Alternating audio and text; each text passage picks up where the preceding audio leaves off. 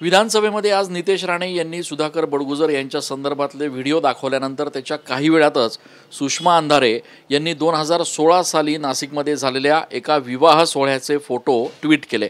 या फोटोमध्ये नाशिकचे तत्कालीन भाजपचे आमदार बाळासाहेब सानप यांचा देखील उल्लेख सुषमा अंधारे यांनी केलेला आहे आणि त्यामुळे या संपूर्ण प्रकरणाला आता वेगळं वळण लागलं। आपल्यासोबत भाजपचे माजी आमदार बाळासाहेब सानप आहेत, त्यांच्याशी चर्चा करूयात। बाळासाहेब, सुषमा अंधारे यांनी थेट तुमचं नाव घेतलं आणि म्हटलंय की दाऊदशी संबंधित एका लग्न सोहळ्याला तुम्ही त्यावेळेला गिरीश महाजन आणि बाकीचे आमदार सगळे उपस्थित होतात।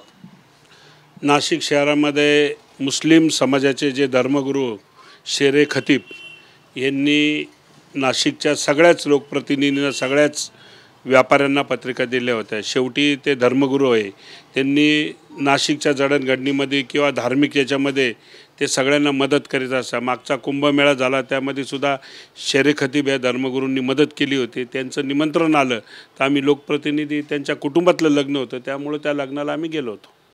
का garage network great, claim cover great, price wait वाह, प्राइस भी great. Tata AIG car insurance, trusted नाम, फॅन्टास्टिक नाम। पण विरोधकांकडून असा प्रश्न उपस्थित केला जातोय की तुम्हाला त्यावेळेला किंवा गिरीश महाजनांना हे माहिती नव्हतं का की दाऊदच्या संबंधित हे लग्न होत आहे म्हणून? नाही, त्यावेळेस शेरे खतीबांचं त्यांची स्वतःची निमंत्रण पत्रिका होती।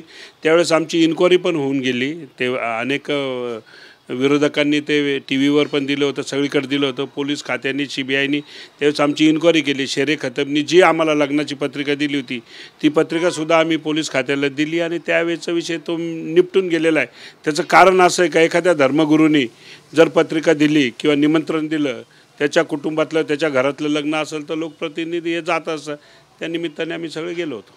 पण सुषमा अंधारे म्हणतात की अशा पद्धतीनं तुम्ही त्या ठिकाणी जाणं हे योग्य नव्हतं, तर मग आता बडगुजरांच्या संदर्भात हा मुद्दा का उपस्थित करताय?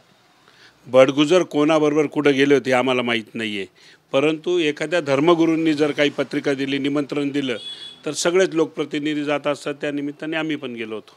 भाजपचे आमदार नितेश राणे यांनी आज जो काही मुद्दा उपस्थित केला विधानसभेत, त्या संदर्भात तुमची काय नेमकी प्रतिक्रिया आहे?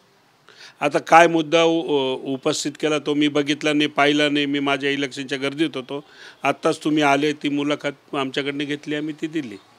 पण बाळासाहेब, या संपूर्ण प्रकरणामध्ये कुठेतरी ठाकरे गट विरुद्ध सत्ताधारी असा जो संघर्ष आहे तो बघायला मिळतो आहे।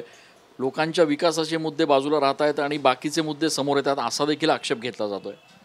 नाही, लोकांचे विकासाचे मुद्दे लोकप्रतिनिधी त्या स्तरावर करीत असतात, अधिकारी पण करीत असतात। परंतु हे जे काही आजचे प्रकरण आहे, कधी 2016 आम्हाला रोज 20, 25, 30 निमंत्रण पत्रिका असते, आम्हाला सगळीकडे जावं लागतं आणि याची मागच्या वेळेस चौकशी होऊन गेलेली आहे। सुषमा अंधारेंच्या या आक्षेपावर तुमचं काय म्हणणं आहे? सुषमा अंधारेंनी नीट अभ्यास करून बोललं पाहिजेत, कशावर बोललं नाही पाहिजे। त्याचं कारण असं आहे का, त्यांनाही कोणी ना कोणी निमंत्रण पत्रिका त्यांना देत्या का नाही माहीत नाही, त्या जात्या का नाही माहीत नाही, पण ते कुठं जर गेल्या आल्या तर त्यांनाही समजेल का आपल्याला कुठं जावं लागतं। खूप खूप धन्यवाद। भाजपचे माजी आमदार बाळासाहेब सानप यांनी आपली भूमिका जी आहे ती स्पष्ट केलेली आहे। एकूणच या संपूर्ण प्रकरणावरून आता ठाकरे गट विरुद्ध सत्ताधारी असा संघर्ष विधानसभेत बघायला मिळतो आहे। मात्र शेरे खतीब जे शहरातले नामांकित परिवारातनं येतात आणि त्यांनी निमंत्रण दिलं म्हणून त्यांच्या आग्रहाखातर आपण त्या लग्न सोहळ्याला उपस्थित राहिलो होतो। 2016 साली झालेल्या या लग्न सोहळ्याचा आता काय संबंध, असा एक प्रतिप्रश्न देखील बाळासाहेब सानप यांनी उपस्थित केला आहे। कॅमेरा पर्सन आकाश येवलेसह मी चंदन पूजा अधिकारी, TV9 मराठी।